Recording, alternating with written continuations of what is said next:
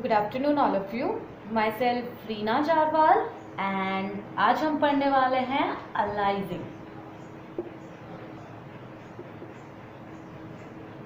Basically जैसा कि आप सब लोग जानते हैं, हम सिग्नल सिस्टम से रिलेटेड चैप्टर्स पढ़ रहे थे। लास्ट लेक्चर में हमने सैम्पलिंग पढ़ा था। सो बेसिकली सैम्पलिंग से ही रिलेट करता हुआ टॉपिक है अलाइजिंग।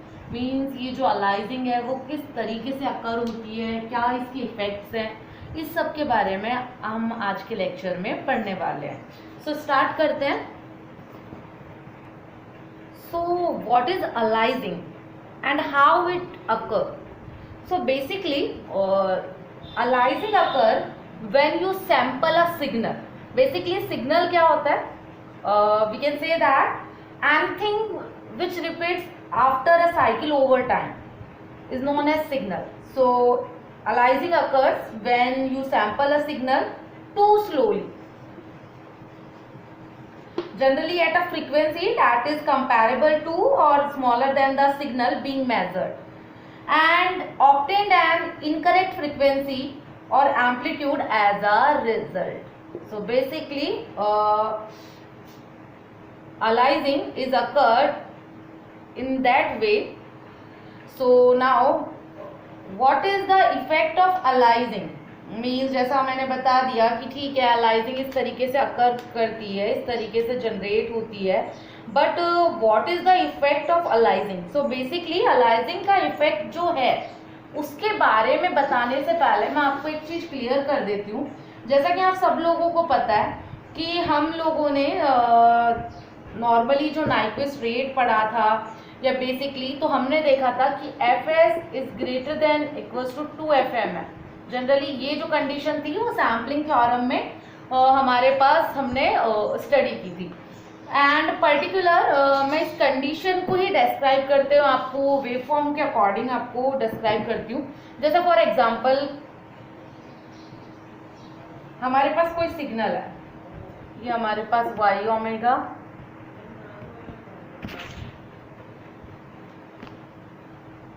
ये हमारे पास माइनस ओमेगा एस, देन ये 0, then omega S. So basically जो ये सिग्नल का ऑब्जर्वेशन आप देख रहे हैं, जनरली ये कंडीशन है Fs is greater then 2Fm। Means जो सैम्पलिंग फ्रीक्वेंसी है वो ट्वाइस ऑफ मैक्सिमम फ्रीक्वेंसी से ग्रेटर देन है। सैम्पलिंग फ्रीक्वेंसी ज्यादा है 2Fm से। बेसिकली ये जो ये कंडीशन होती है वो ओवर सैम्पलिंग के लिए होती है। इसी तरीके से इफ हमारे पास कोई सिग्नल है,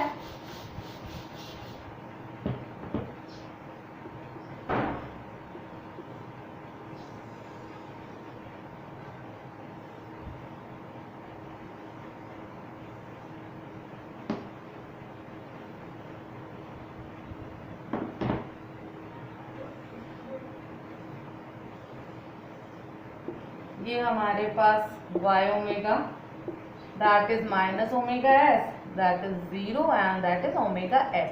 सो जनरली यहाँ पर देखिए ये हर पर्टिकुलर यहाँ पर ये टच कर रहा है। जैसे ये पॉइंट यहाँ पे स्टॉप हुआ, देन ये सिग्नल यहाँ से स्टार्ट हुआ, तो ये यहाँ पर टचिंग मैनर में ये जनरली सिग्नल दिखाई दे रहा है। सो बेसिकली ये जो कंडीशन है वो है Fs is equals to 2Fm की, जनरली परफेक्ट सैम्पलिंग की। इस पे हम लोग न्यूमेरिकल भी कर चुके हैं नाइक्विस्ट रेट से रिलेटेड। सो ये जो कंडीशन है जनरली हमारे पास परफेक्ट सैम्पलिंग की आती है। इसी तरीके से मान के चलिए आपके पास कोई सिग्नल है,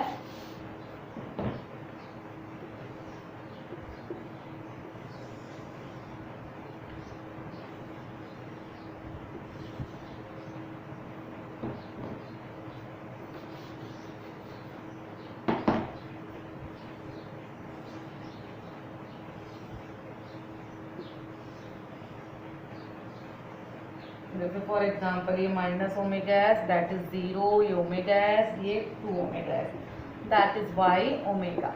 सो बेसिकली ये जो सिग्नल आपको नजर आ रहा है, इसमें आप ये देखिए कि ये एक सिग्नल दूसरे सिग्नल के साथ ओवरलैप कर रहा है।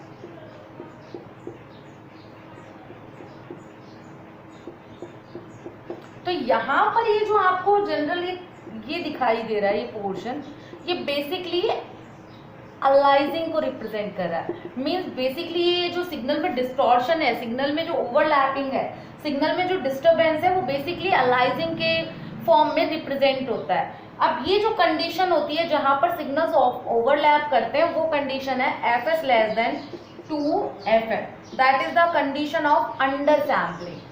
सो बेसिकली जो मैंने स्टार्टिंग में आपको बताया था कि अलाइजिंग कैसे अकर होती है, तो वहां पर मैंने डेफिनेशन में आपको ये चीज क्लियर की है। तो बेसिकली अलाइजिंग जो है वो fs लेस देन जब 2fm होगा तब अकर होती है। अंडर सैम्पलिंग की कंडीशन में जनरली अलाइजिंग जनरेट होती है। सो बेसिकली ये हमारे पास यहाँ पर ये जो ये पोर्शन है, ये यहाँ पर अलाइजिंग के फॉर्म में रिप्रेजेंट हो रहा है। सो हम कह सकते हैं if the continuous time at lower than Nyquist rate fs less than 2fm cycle of spectrum is overlap with each other. So basically this is the effect of undersampling, effect of aliasing. So aliasing आप clear ये हो ही चुका है कि if continuous time at lower than Nyquist rate, that is fs less than 2fm cycle of spectrum is overlap with each other, then it is represented the general effect of undersampling, basically aliasing. तो आपको ध्यान रखना है जब fs greater than 2fm हो तो वो over sampling को रिप्रेजेंट करता है, fs is equivalence to 2fm हो तो वो परफेक्ट सैम्पलिंग को रिप्रेजेंट करता है, and when fs is less than 2fm then it is represented as under sampling. And under sampling में ही अलाइजिंग का जो फिनोमिना है वो जनरली जनरेट होता है। बेसिकली हम ये कह सकते हैं कि ठीक है, हमारे यहाँ पर इस जो अलाइजिंग की प्रॉब्लम जनरेट हुई है उसको हम किस तरीके से मिनिमाइज कर सकते हैं, किस तरीके से इस जो प्रॉब्लम है इसको अवॉइड कर सकते हैं। So for avoiding the aliasing error that is generally caused by the undesired higher frequency signal, so basically हम इसको अवॉइड करने के लिए हमें एक लो पास फिल्टर की रिक्वायरमेंट होती है। जनरली वो लो पास फिल्टर एक एंटी अलाइजिंग फिल्टर की तरह वर्क करता है और उसके हेल्प के थ्रू हम अलाइजिंग को रिड्यूस कर सकते हैं, अवॉइड कर सकते हैं। तो कैसे, देखिए जैसे यहाँ पर मेरे पास कोई सिग्नल है x ऑफ t, मैंने यहाँ पर कोई एंटी अलाइजिंग फिल्टर लगा दिया, मीन्स लो पास फिल्टर लगा दिया।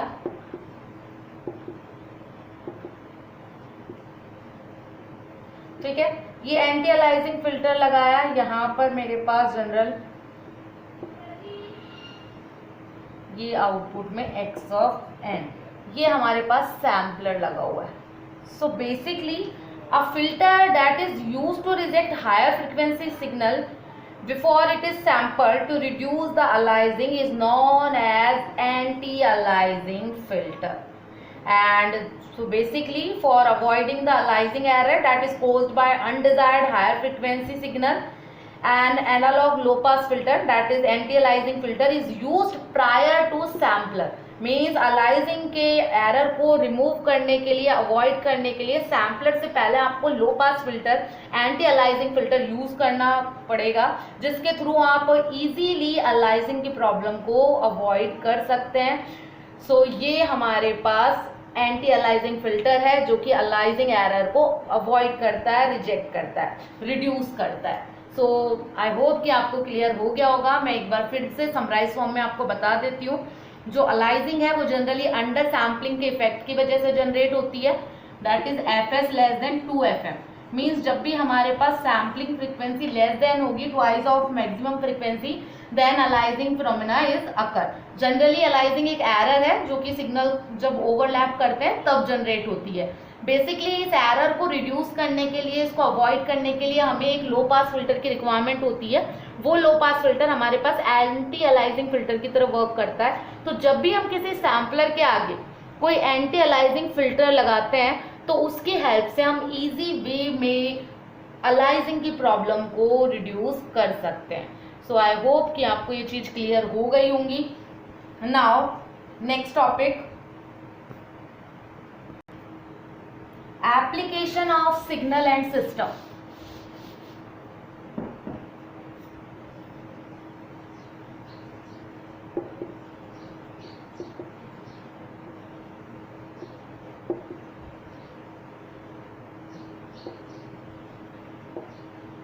सो जनरली जो एप्लीकेशन एरिया है for signal and system, that is control,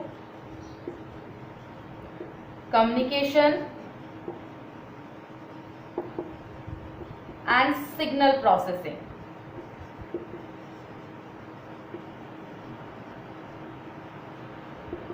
So this is the application area of signal and system, control, communication and signal processing. तो सबसे पहले हम कंट्रोल एप्लीकेशंस देखते हैं.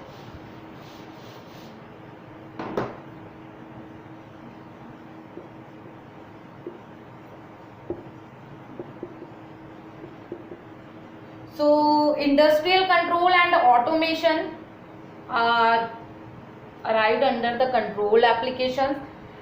Example, controlling the position of a valve or shaft of a motor, and important tools are time domain solution,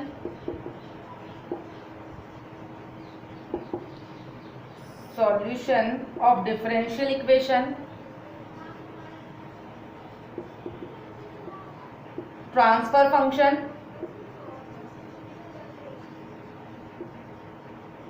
and stability. So these are the important tools for control applications. Now communication application.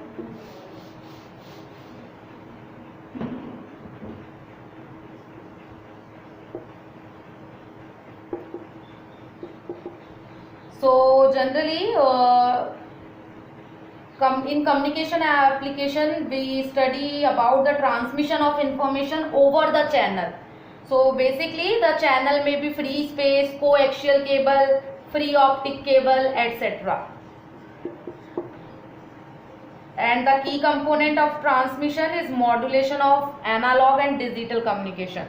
So generally हम लोग ये कह सकते हैं कि जो भी transmission हो रहा है किसी भी इंफॉर्मेशन का किसी भी चैनल के थ्रू, वो बेसिकली कम्युनिकेशन एप्लीकेशंस के अंडर में आते हैं.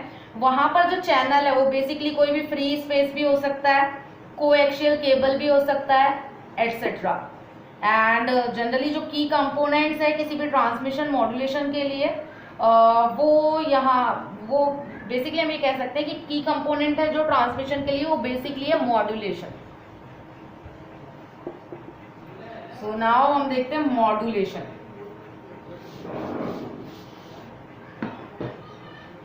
Modulation. So in modulation generally हम एनालॉग एंड डिजिटल मॉड्यूलेशन दोनों के बारे में देखेंगे. So first of all analog modulation. So in analog modulation we transmitting the audio signal. जैसे फॉर एग्जांपल यहाँ पर मैंने कोई x of t है, यहाँ पर एज अ मल्टीप्लायर यहाँ पर एक सिग्नल लोकल ऑसिलेटर के थ्रू मिक्स होगा एंड देन हमारे पास जो आउटपुट आएगा वो आएगा a x of t cos omega t. इसका जो एडवांटेज है वो है that is generally modulation in analog form generally performed in higher frequency range, good propagation arises. So basically these are the advantage of analog modulation, and basically in analog modulation we transmit the audio signal. Similar way में हमारे पास आता है frequency modulation. So basically in frequency modulation we modulate the angle of carrier, and advantage of frequency modulation is these are more robust to interference than digital modulation.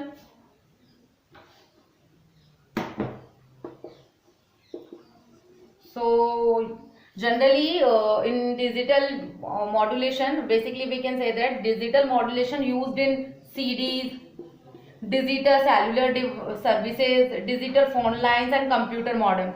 And advantage of digital modulation is they can be encrypted. Generally digital storage is faster, multimedia capability is good. So these are the different advantage for digital modulation. Now signal processing applications. Signal processing applications. So generally in signal processing, basically we can say that application of algorithm to modify signals in a way to make them more useful, we use signal processing application. The goals for signal processing application is information extraction and enhancement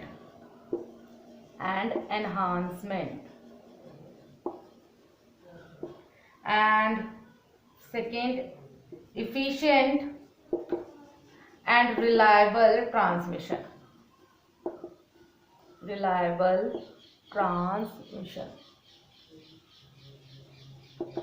Example of signal processing application is speech and audio processing, multimedia processing, underwater acoustic, biological signal analysis. So these are the different applications for signal and system, and I hope कि आपको ये applications clear हो गई होंगी. आज के जो topic है, आज का जो लेक्चर है, उसमें मेन इंपॉर्टेंट था अलाइजिंग. तो अलाइजिंग आपको पता लग ही गया कि जनरली जो अंडर सैम्पलिंग का जो इफेक्ट है उसकी वजह से अलाइजिंग अकर करता है. अलाइजिंग को रिड्यूस करने के लिए हमें एंटी अलाइजिंग फिल्टर यूज किया जाता है as an low pass filter, जो कि हमारे पास सैम्पलर से पहले कनेक्ट होकर जो भी हमारे पास अलाइजिंग की प्रॉब्लम है उसको रिड्यूस कर देता है. सो बेसिकली और इसके बाद मैंने आपको एप्लीकेशंस बताई है. कंट्रोल में जनरली कंट्रोल एप्लीकेशंस आपको बताई है, सिग्नल प्रोसेसिंग एप्लीकेशंस आपको बताई है, एक्सेट्रा. तो आप ये सारी चीज़ें क्लियर हो ही गई होंगी कि किस तरीके से सिग्नल एंड सिस्टम की जो एप्लीकेशंस है वो वर्क कर रही हैं, मतलब कहाँ कहाँ सिग्नल एंड सिस्टम यूज हो रहा है. सो आई होप कि आज का लेक्चर आपको क्लियर हो गया हो. इफ अगर किसी को भी कोई भी डाउट है आज के लेक्चर से रिलेटेड, तो आप अपने ऑनलाइन लेक्चर के टाइम पे हमसे उस डाउट को कंसल्ट कर सकते हैं और अपना डाउट क्लियर कर सकते हैं. सो थैंक यू आज के लिए.